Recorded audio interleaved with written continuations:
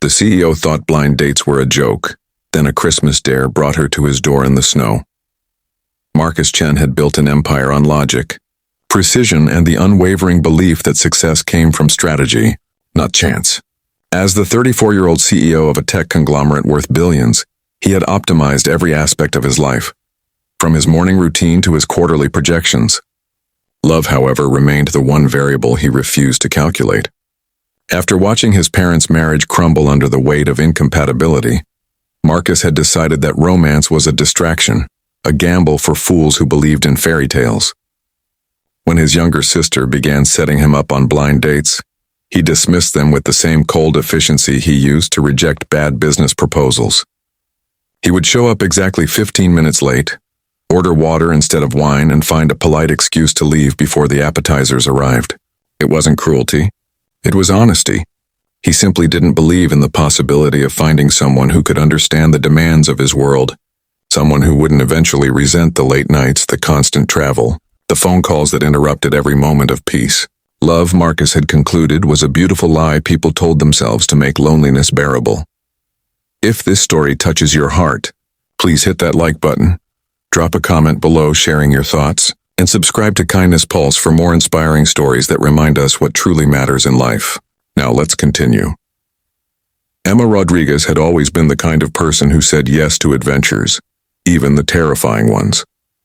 As a photographer specializing in raw, unfiltered human emotion, she had traveled to war zones and disaster areas, capturing moments that made the world pause and feel something real.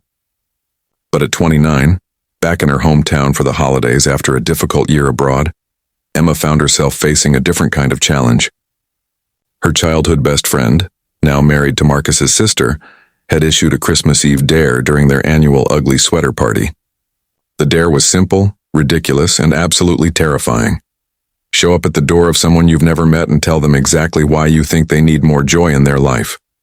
The group had been joking about Marcus all evening, his sister lamenting how her brilliant brother had turned his heart into a fortress. Emma, emboldened by eggnog and the reckless courage that came from having nothing to lose, had accepted the challenge. The snow began falling at 10:30 that Christmas Eve, thick and relentless, transforming the city into a hushed wonderland of white.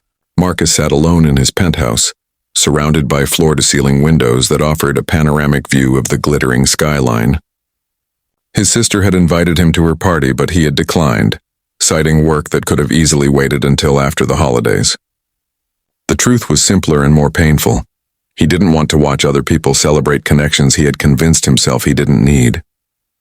He was reviewing a merger proposal when the doorbell rang, an unexpected sound that made him glance at his watch in confusion. It was nearly midnight on Christmas Eve. No one should be at his door. When Marcus opened the door, he found a woman standing in his hallway, covered in snow, her dark hair plastered to her face, her brown eyes bright with a mixture of fear and determination. She wore a ridiculous Christmas sweater with a reindeer that lit up, jeans tucked into snow boots, and she was shivering so violently he could hear her teeth chattering. For a moment, they simply stared at each other. Two strangers connected by chance and circumstance. "I'm here because someone dared me to tell you that you need more joy in your life," Emma began, her words tumbling out in a rush.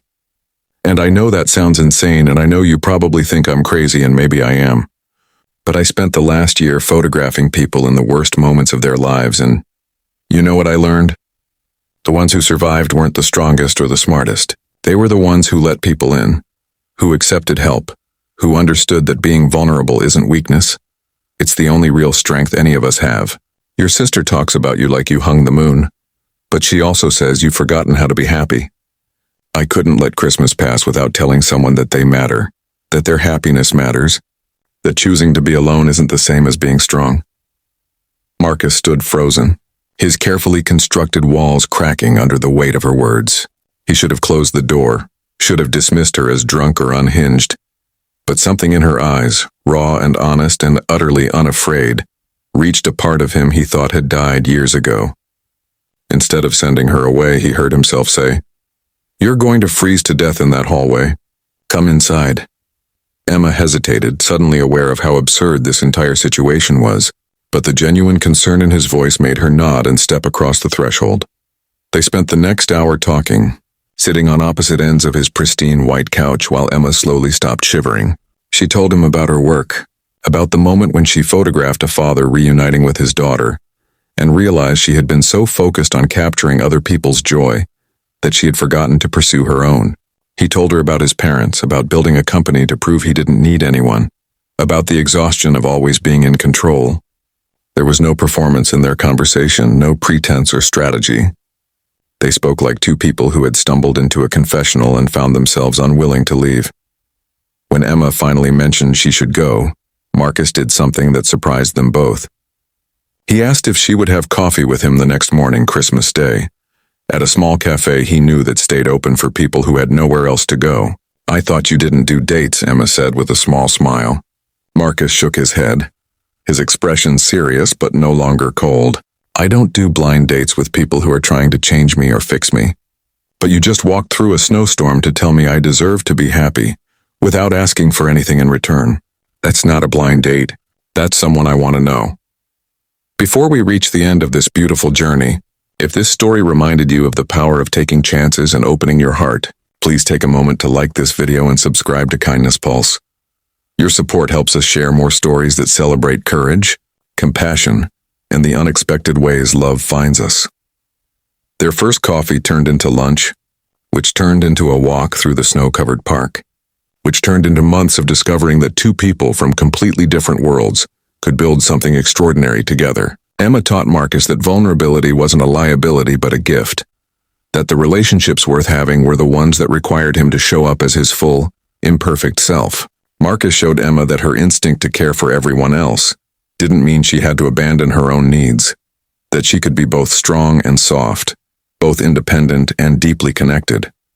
A year after that snowy Christmas Eve, Marcus proposed to Emma in the same hallway where she had first appeared like some kind of reckless Christmas miracle.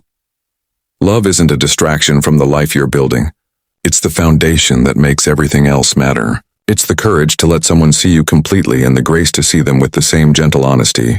It's showing up in snowstorms and opening doors you thought you had locked forever. And sometimes the most logical, calculated, brilliant strategy in the world is simply choosing to believe that you deserve the happiness you've spent so long denying yourself.